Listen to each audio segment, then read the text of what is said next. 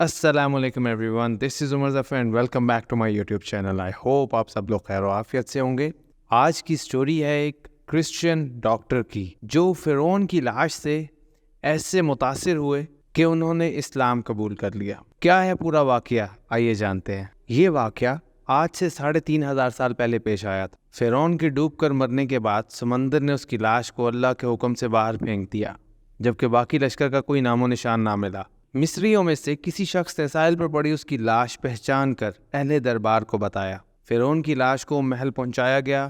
درباریوں نے مسالے لگا کر اسے پوری شان اور احترام سے تابوت میں رکھ کر محفوظ کر دیا۔ حنوط کرنے کے عمل کے دوران ان سے ایک غلطی ہو گئی تھی۔ فرعون کیونکہ سمندر میں ڈوب کر مرا تھا اور مرنے کے بعد کچھ عرصے تک پانی میں رہنے کی وجہ سے اس کے جسم پر سمندری نمکیات کی ایک تہ جمی رہ گئی تھی۔ مصریوں نے اس کی لاش پر نمکیات کی وہ تہ اسی طرح رہنے دی اور اسے اسی طرح حنوط کر دیا۔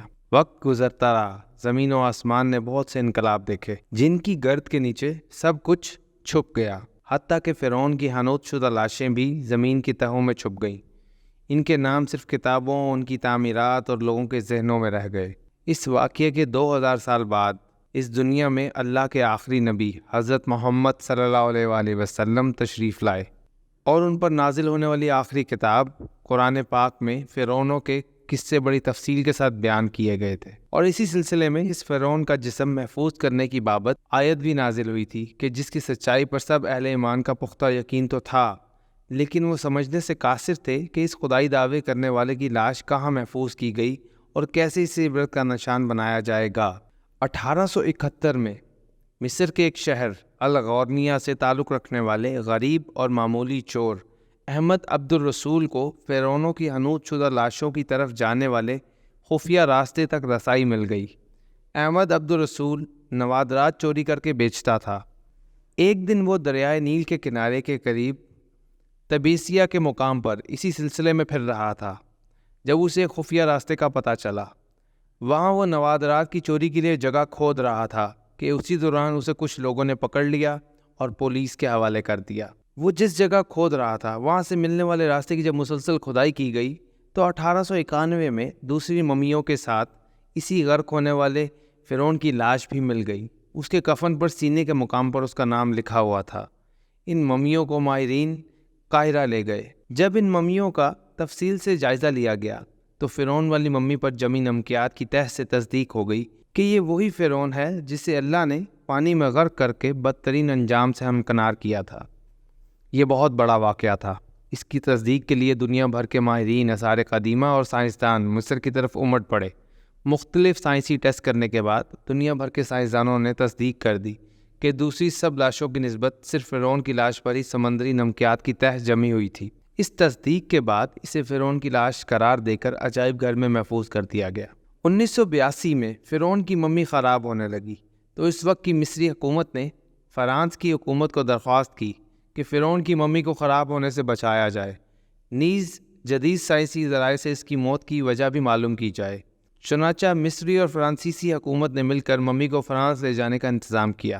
جب فرعون کی لاش کو فرانس پہنچایا گیا تو ایئرپورٹ پر اس دور کے فرانسیسی صدر بذات خود حکومت کے اعلیٰ عہدیداروں، تمام وزراء اور فوج کے افسران کے ساتھ استقبال کے لیے موجود تھے۔ فرعون کی لاش کا استقبال کسی عظیم زندہ بادشاہ کی طرح کیا گیا۔ فوجی دستوں نے سلامی دی۔ فرعون کی ممی کو ماہر ڈاکٹروں کی ٹیم کے حوالے کیا گیا۔ اس ٹیم کی سربراہی ڈاکٹر مورس بوکائے نے کی تھی۔ مائکروسکوپک ٹیسٹوں کے ذریعے ممی کے تمام اعضاء کا باریک بینی سے جائزہ لیا گیا تو معلوم ہوا کہ اس کی لاش اور جسم میں سمندری ذرات ابھی تک موجود ہیں اور موت کی وجہ بھی پانی میں ڈوبنے کی وجہ سے ہوئی تھی۔ ایک بادشاہ کی موت پانی میں ڈوبنے کی وجہ سے ہو، یہ ڈاکٹر مورس کے لیے حیرت کی بات تھی۔ اس نے اس ممی کے بارے میں مزید جاننے کی کوشش کی تو اس سے معلوم ہوا کہ اس بادشاہ کی موت کے حالات مسلمانوں کے نبی حضرت محمد صلی اللہ علیہ وآلہ وسلم پر اتری کتاب قرآن پاک میں تفصیل سے درج ہے۔ اسے علم تھا کہ جہاں سے لاش ملی ہے وہ ایک اسلامی ملک ہے۔ چنانچہ تجسس کے ہاتھوں مجبور ہو کر وہ مصر پہنچا۔ وہ ایک سائنسدان تھا۔ اس نے اس معاملے میں مصر کے ہی ایک سائنسدان سے ملاقات کی۔ اس سائنسدان نے قرآن پاک کھول کر اسے سورہ یونس کی آیت 90 تا 92 کا ترجمہ لفظ بہ لفظ سنایا۔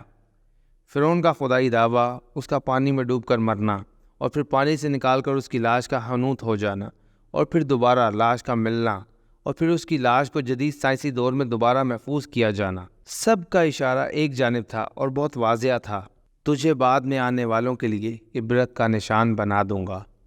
فرعون کی لاش ایسے محفوظ کر کے دنیا کے سامنے لا کر رکھ دی گئی کہ انٹرنیٹ کے ایک کلک پر، رسائل و جرائد پر، ٹی وی چینلز پر اور عجائب گھر میں اربوں انسانوں کی آنکھوں کے سامنے قابل ترس حالت میں موجود ہے۔ عبرت کے لیے، سوچنے کے لیے کہ عبادت کے لائق اور ہمیشہ رہنے والا وہی ہے جو سب کا خالق اور رازق ہے۔ ڈاکٹر مورس نے آیات کا ترجمہ سنا تو اسی وقت پکار اٹھے، قرآن پاک سچا ہے، اور کلمہ پڑھا، مسلمان ہو گئے۔ انہوں نے اپنا مسلمان ہونا ظاہر نہیں کیا، چھپ کر اسلام کو فالو کیا۔ ان کے قریبی دوستوں سے اگر تصدیق کی جاتی تو وہ بتاتے تھے کہ وہ 5 وقت کی نماز بھی پڑھتے تھے اور پراپر اسلامی تعلیمات کو فالو کرتے تھے۔ سبحان اللہ! کیسے اللہ تعالیٰ نے فرعون کی لاش کے ذریعے ایک غیر مسلم کے دل میں اسلام کا نور جگا دیا اور وہ مسلمان بھی ہو گئے۔ ماشاءاللہ! اللہ ہم سب کو بھی اسلام پر استقامت نصیب فرمائے۔ انشاءاللہ پھر کل کسی اور ویڈیو کے ساتھ آپ کی خدمت میں حاضر ہوں گا۔ تب تک کے لیے دس is Umar Zafar signing off. اللہ حافظ۔